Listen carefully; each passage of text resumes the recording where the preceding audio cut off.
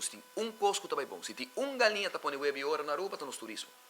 E nós a demonstrar local e para fora. No momento que você começa a tornar na maneira que eu assim é original, força. Então, me escuta, ministro Oduber, senhor Daniel Oduber, sua opinião, para não atender para a ele.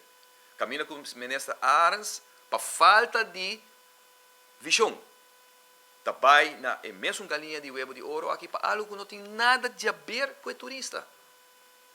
Como também cobra turista $20 para vir a Aruba, 30 Aruba, que vem uma família, ou $35 em caso que cobra, família de 4, 5, tem que pagar aqui com $150, $170, adicional a trobe, que está fazendo o país mais caro, e mais triste está, que o ministro ganha comunidade, porque ele diz que tem rapport, agora um estudo, agora assim, e nós vamos comprovar, e nós vamos confirmar que nenhum rapport agora assim, de nem ata, nem nenhuma instância, para o que é consequência no momento que bota bem com a cobrança nova aqui de turista.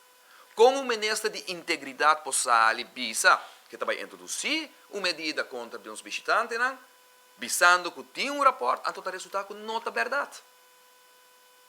Nós agora confirmar que não é verdade.